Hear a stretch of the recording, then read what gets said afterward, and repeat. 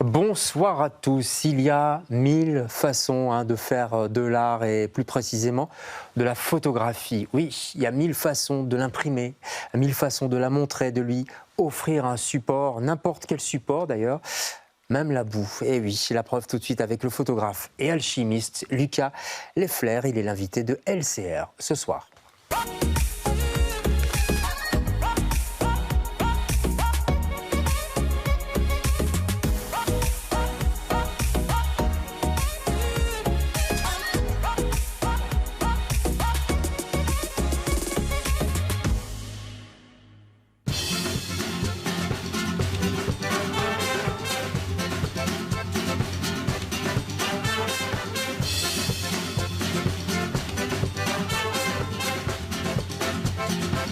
Du mois de septembre au mois d'août, faudrait des bottes de caoutchouc pour patauger dans l'agadou, l'agadou, l'agadou, l'agadou, ouh l'agadou, l'agadou. Une à une, les gouttes d'eau me dégoulinent dans le dos. Nous pataugeons dans l'agadou, l'agadou, l'agadou, l'agadou. Nous vivons un peu sous le ciel gris-bleu d'amour et d'eau de pluie. Voilà, les pieds dans la gadoue, Jane Birkin, les négresses vertes, ça ne nous rajeunit pas tout ça. Bonsoir Lucas Leffler, je crois que vous ne connaissiez même pas ce morceau d'ailleurs. Si, mais faites pas semblant. entendu. Mais... Vous m'avez dit non, je ne connais pas. Parce que pas beaucoup. D'accord, pas beaucoup. Par contre, la gadoue, vous connaissez bien. La boue, vous connaissez bien, on va essayer d'expliquer. Et vous êtes photographe. Je vous ai même présenté comme photographe alchimiste. Ça vous va, ça ou pas? Ou j'exagère? Non, c'est un terme que j'aime beaucoup parce qu'il y a l'idée de transformation de la matière. Ouais. Et c'est vrai que c'est une chose qui est assez présente dans mon travail sous divers aspects, notamment le fait de transformer de la boue en un support photographique. Ouais. Peut-être pas en or, mais peut-être un peu avec de l'argent. Ouais. Ouais, puisqu'il y a de l'argent, on va expliquer un peu tout ça. La boue, d'ailleurs, plutôt que le numérique, vous m'avez dit, j'ai 30 ans. Moi, j'ai l'impression qu'à 30 ans, tout le monde est branché à fond numérique. Et vous, pas. Je parle de photographie. C'est pas trop votre truc. Et j'ai lu dans une interview que vous disiez mon geste est presque politique par rapport à ça, parce que tout se numérise. Il y a de plus en plus de technologies, mais en même temps, elle est de moins en moins visible. Vous voulez aller un petit peu contre ça? C'est un retour à la matière? Oui, c'est un retour à la matière. Alors c'est vrai qu'il y a quelque chose d'un peu politique ou contre-culturel dans le fait aujourd'hui de ne pas travailler avec des outils numériques. C'est une chose qui a beaucoup été étudiée et notamment un ouvrage écrit par Michel Poivert qui en fait un peu qui en parle assez bien et qui explique que depuis une génération à peu près, beaucoup de photographes travaillent avec des techniques anténumériques. Et je pense que comme la photographie, c'est quelque chose qui est très démocratique, ouais. On fait tous de la photo aujourd'hui principalement dans une vague qui est très numérique, qui est très dématérialisée. Avec son appareil photo, avec son téléphone, quoi. Avec le téléphone, principalement. Du coup, finalement, peut-être que la figure du photographe qui veut se dissocier un peu de cette masse de photographes amateurs qui travaillent en numérique, et puis peut-être une façon peut trouver une façon, en tout cas en revenant dans des techniques anciennes pour se différencier, pour retrouver quelque chose de plus matériel peut-être. Même très ancienne, parce qu'on remonte carrément aux origines de la photographie. Je voudrais qu'on regarde, pour qu'on comprenne de quoi on parle, des photos, quelques photographies que vous avez faites.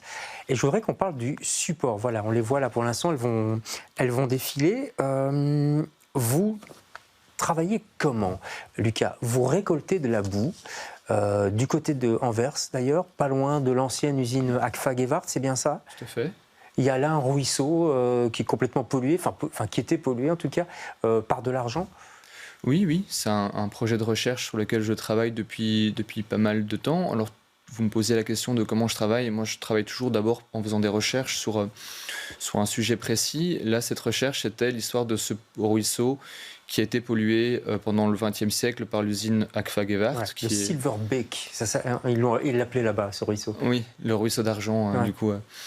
Parce que ce déversement d'eau usée a rendu la boue du ruisseau argentifère. Du coup, je, je retrouve ce ruisseau aujourd'hui et j'utilise cette boue autrefois pollués pour en faire des tirages argentiques, Ouais. ce qui est un peu technique, mais Ouais.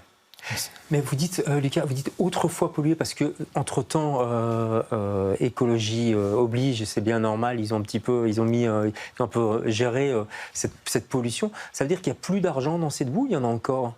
en tout cas, les traces de nitrate d'argent présentes dans la boue ne sont pas suffisantes que pour qu'une image apparaisse D'accord.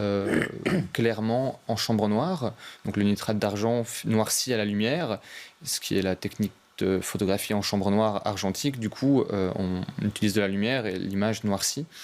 Là, du coup, je retravaille cette matière en ajoutant du nitrate d'argent. D'accord. en Mais retravaillant. sur une base de boue quand même, quoi. Tout à fait. Ouais. Donc, c'est-à-dire, pour qu'on comprenne bien, vous avez quand même un support, genre une planche ou, sur laquelle vous mettez de la boue et de l'argent, et vous rajoutez du nitrate d'argent, c'est bien ça? Voilà, c'est ça. Le support, il n'est pas vraiment présent, comme c'est la terre qui prédomine, mais il s'agit principalement de papier. Je travaille comme ça, effectivement. D'accord. Mais ce qu'on peut voir à la galerie, pour l'instant vous exposez dans le cadre du Photo Brussels Festival, c'est quand même c'est sur du support. On voit les photos là pour l'instant. Il y a quand même vous projetez des photos, soit c'est sur du support papier, c'est bien ça? Oui, il y a un peu différentes choses. J'utilise d'autres matériaux comme de l'acier. Qui va permettre d'imprimer des images plutôt de l'usine, là où les images avec de la terre représentent plutôt les images du ruisseau. Ouais. Après, il y a d'autres supports, il y a des images réalisées sur des films directement. Donc les films sont présentés plutôt que le tirage, Ouais. des négatifs vraiment, qui sont présentés comme œuvres. D'autres techniques, comme des techniques réalisées avec du collodion humide, qui est une technique qui précède encore toute la pellicule et l'industrie argentique, Ouais.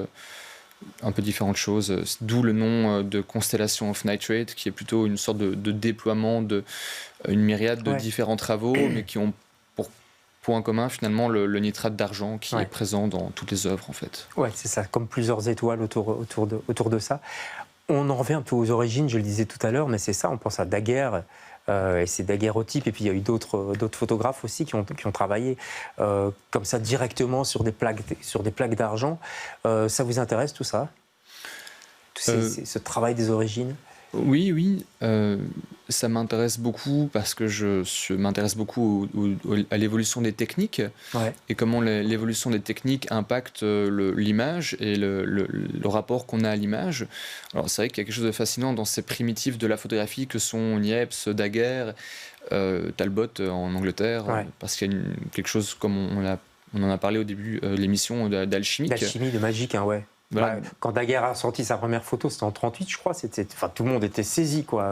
Je crois que c'était le boulevard du Temple à Paris. Ça a surpris le monde entier. Oui. Et puis, pour moi, ce qui m'intéresse aussi dans ce rapport, c'est le fait de... Ces personnes ont consacré des années, voire toute leur vie entière, sur le développement d'un procédé. Ouais. Donc, quelque chose de l'ordre de l'obstination, du temps de travail en chambre noire. Enfin, forcément, ça renvoie un peu à la mythologie des chercheurs un peu chimistes du Moyen-Âge. Ouais.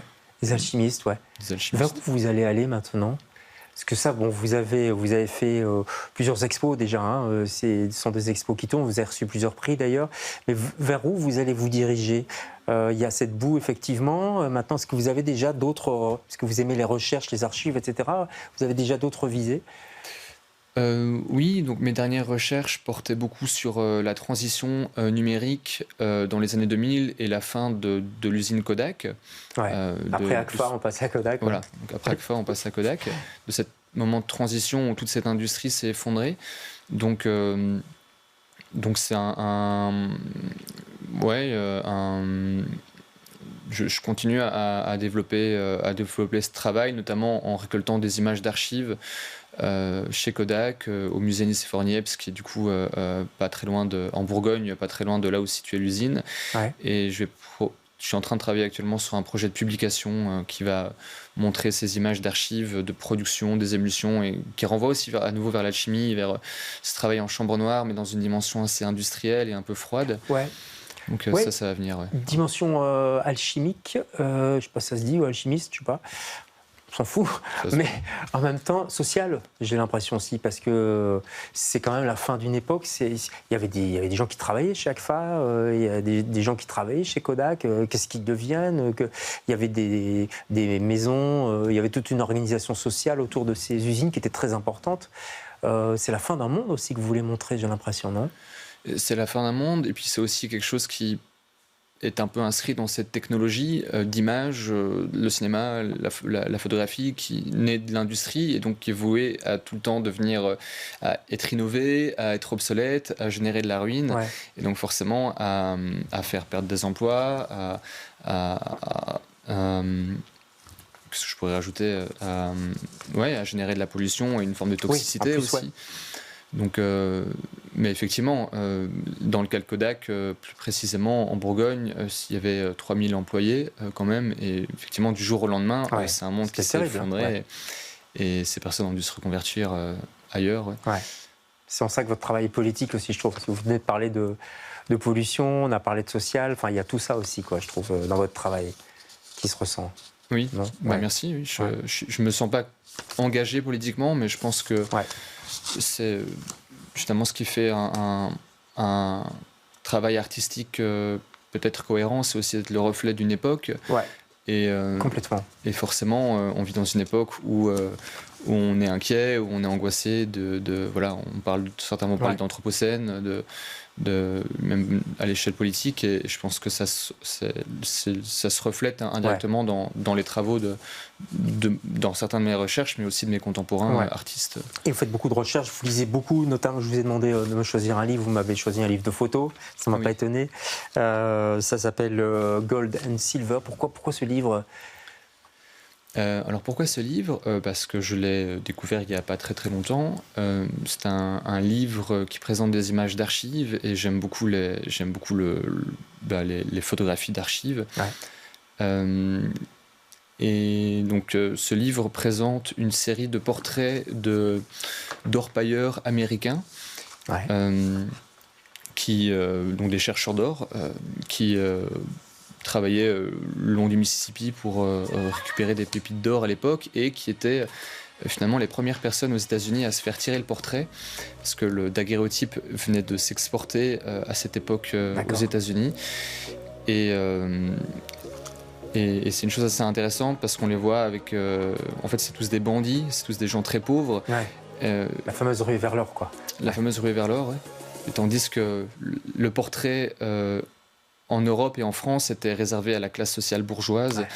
Et donc il y a quelque chose d'intéressant, et c'est des images qui sont riches de détails et d'émotions, en fait. D'accord, c'est Luce Libar, c'est ça, Libar ? Luce Lebar. Luce Lebar.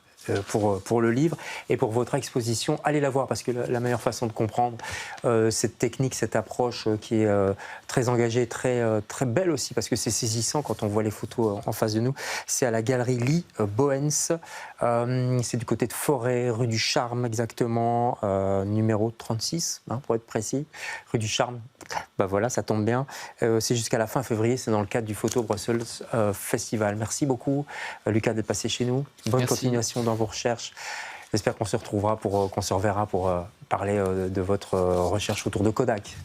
Le sujet m'intéresse. On se retrouve demain avec d'autres invités. Bonsoir.